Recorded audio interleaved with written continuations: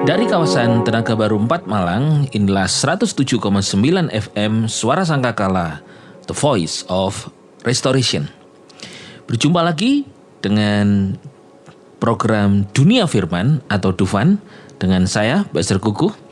Kali ini saya akan sharing dengan tema over spiritualizing atau merohanikan secara berlebihan. Merohanikan sesuatu secara berlebihan.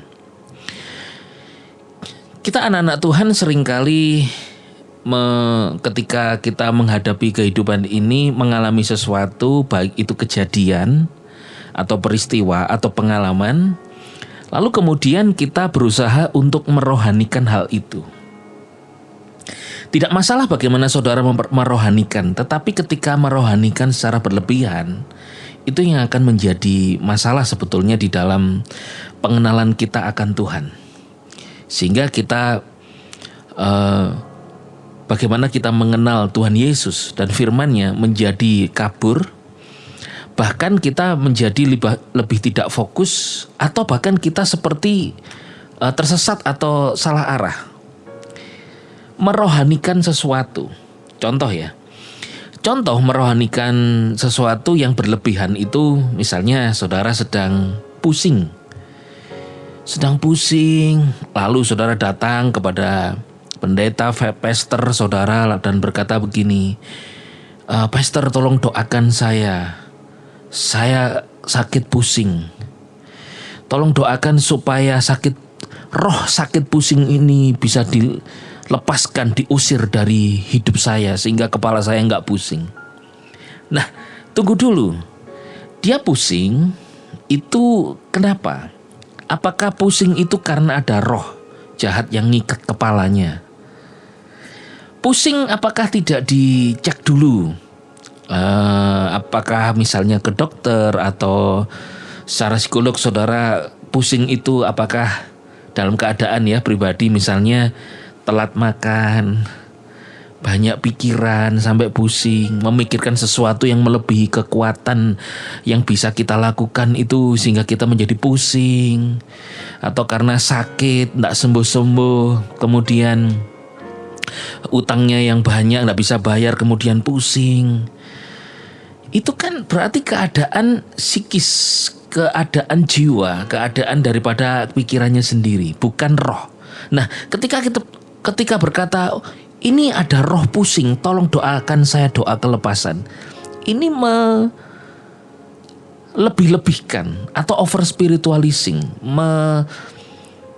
merohanikan yang terlalu berlebihan.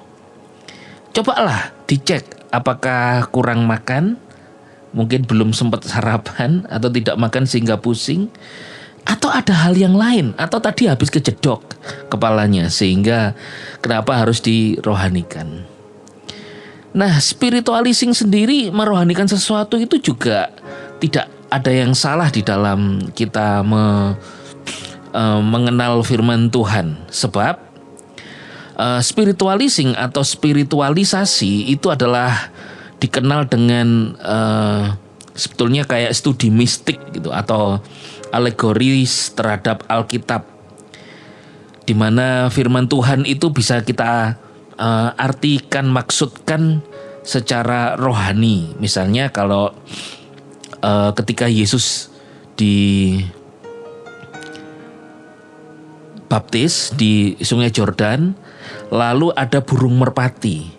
Burung merpati itu hinggap di atas Yesus, kemudian ada suara dari langit, dari surga berkata, "Inilah putra yang kukasihi, dengarkanlah dia." Nah, lalu dipercayai bahwa merpati itu lambang daripada Roh Kudus atau pengurapan Roh Kudus. Nah, ini spiritualisasi yang dari Alkitab kita mengeksegesis, mengeluarkannya. Oh, ini berarti Yesus diurapi, ada kuasa Tuhan yang menyertai dia. Itu yang benar. Tapi bukan berarti kemudian kita over spiritualizing itu begini.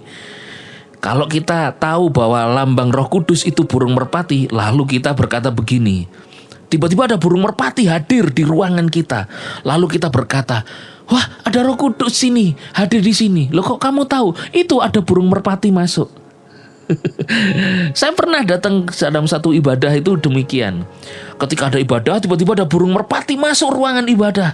Lalu jemaat banyak yang berkata, Roh Kudus ada di sini, Tuhan ada di sini. Loh kok tahu? Itu ada burung merpati. Nah, ini over spiritualizing sebetulnya. Hari ini firman Tuhan berkata tubuhmu adalah bait Roh Kudus. Dia menyertai kita, Immanuel. Tuhan tidak pernah meninggalkan kita. Roh Kudus senantiasa beserta dengan kita dan sekali-kali tidak pernah meninggalkan kita. Itu adalah fakta kebenaran firman Tuhan. Itu spiritualisasi yang benar, tapi tidak over.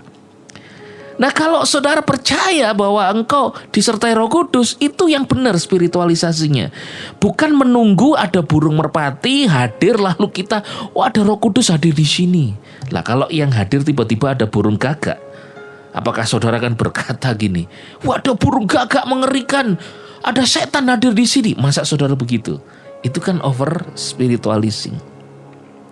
Saudara, kita perlu yang pertama belajar firman Tuhan, mengenal Tuhan dengan benar, sehingga supaya kita tidak terjebak dengan namanya over spiritualizing. Oh, tadi engkau pusing, tadi sudah ya pusing, misalnya sakit perut nih, sakit perut, mules. Coba dicek, diingat-ingat, sakit perut mulusmu karena salah makan kah, belum makan kah, atau kenapa kondisi kesehatan saudara? Jangan berkata, aku sakit perut mules ini pasti ada roh jahat, roh setan yang merasuk di tubuhku, masuk di perutku sehingga aku perlu didoakan kelepasan daripada roh yang mengikat perutku sehingga perutku mules. Nah, itu over spiritualizing. Tuhan memberikan kita hikmat. Firman Tuhan berkata bahwa Yesus itu adalah the power, Jesus Christ itu adalah the power and the wisdom of God. Yesus Kristus itu adalah kuasa dan the wisdom, hikmat. Kita hari ini ditempatkan di dalam Kristus, dibaptis di dalam Kristus. Itu Tuhan memberikan kita hikmat. Tuhan memberikan kita wisdom. Hikmat itu untuk supaya kita berpikir dengan benar terhadap siapa kita yang berpadanan dengan firman Tuhan. Bukan memasukkan sesuatu dari luar ke dalam firman Tuhan. Misalnya tadi sakit perut, dimasukkan firman Tuhan. Wah, ini roh sakit perut. Bukan roh sakit perut. Coba dicek kesehatan saudara, bukan roh sakit perut. Jadi itulah tentang gambaran daripada over spiritualizing, sehingga kita tidak melulu segala sesuatu itu harus dispiritualkan, apa-apa dispiritualkan. Saudara, ketika saudara sakit lalu dispiritualkan, ini karena dosaku banyak, ini Tuhan menghukum aku. Ini over spiritualizing. Kalau saudara merasa berdosa, bersalah, paling tidak saudara sudah mengingat Yesus itu baik. Kan saudara, Tuhan ampuni aku, kan baik. Tapi kemudian saudara kecelakaan. Kemarin saya menghadapi ada jemaat alami kecelakaan, dan kemudian saya doakan dan saya berkata kepada beliau, Pak, ini bukan hukuman Tuhan. Jangan mengspiritualkan, saya kok kecelakaan ya Pastor, ini dosa saya banyak, ini kayaknya Tuhan menegur saya dengan kecelakaan ini. Tuhan itu ngapain mau menegur kita dengan hal yang mencelakakan kita? Bukankah rencana Tuhan adalah rencananya itu rancangan damai sejahtera dan bukan kecelakaan. Lah kalau saudara kemudian berkata kecelakaan ini karena diizinkan Tuhan, masa sih saudara diizinkan kecelakaan? Itu mungkin adalah peristiwa atau apa yang kita alami dalam hidup kita.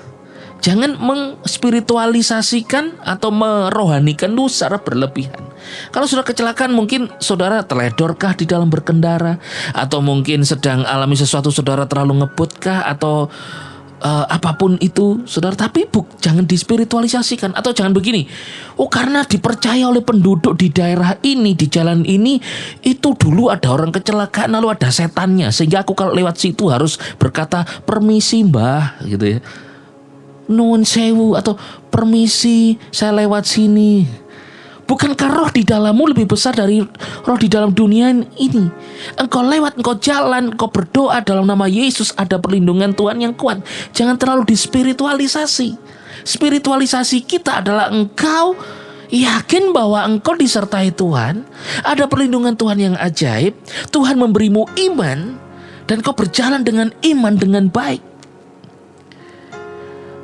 Sebelum saya tutup, saya akan berikan satu ayat di dalam Roma 12 ayat yang ketiga, dikatakan, karena anugerah yang diberikan kepadaku, aku berkata kepada setiap orang di antara kamu agar tidak berpikir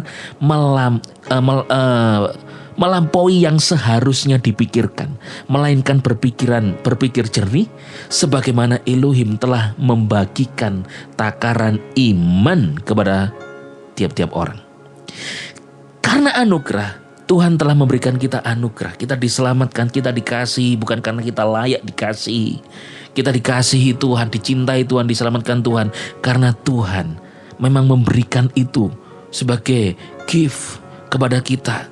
Karena kasihnya yang besar sehingga kita dikasihi. Karena kebaikannya, bukan karena kebaikan kita. Oleh anugerah itu Tuhan, saya percaya Tuhan menuntun kita untuk kita tidak berpikir melampaui yang seharusnya kita pikirkan.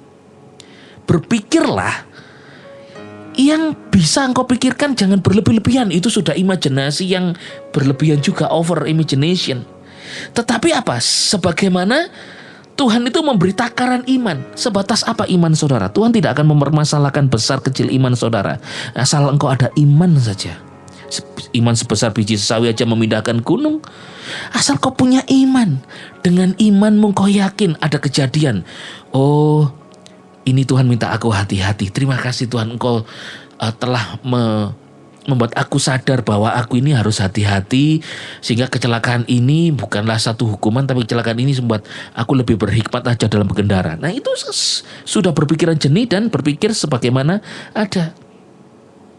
Tidak berlebihan. Kesimpulannya adalah, saudara, biarlah engkau hidup sebagai anak Tuhan, hidup dengan iman dari Yesus, di mana iman Tuhan itu sudah memberi takaran iman sesuai dengan imanmu. Tidak perlu meniru iman orang lain, tetapi iman dan jadilah dirimu sendiri. Bersama Yesus engkau lakukan perkara besar. Tidak perlu membandingkan iman kepercayaanmu dengan orang lain, karena Tuhan memberi takaran iman kepadamu. Syukurlah itu. Tuhan, dia punya iman besar kok aku enggak. Sudah, jangan berpikiran atau membandingkan seperti itu, karena Tuhan, firman Tuhan berkata dia memberi takaran iman kepada saudara. Dan tidak perlu merohanikan sesuatu secara berlebihan. Ada kejadian, ada sakit, bersyukurlah Tuhan masih menyertai engkau, dan Tuhan masih memberimu obat, dokter, atau menuntunmu kepada sesuatu. Engkau dapat makanan yang baik, sehat, dalam keadaan sakit pun masih bisa beristirahat, menikmati udara yang baik, sesuai dengan takaran imanmu. Jadi biarlah kita hidup sebagaimana kita ada dalam anugerahnya, dengan iman yang Tuhan berikan kepada kita. Yeshua Masiah, bless you.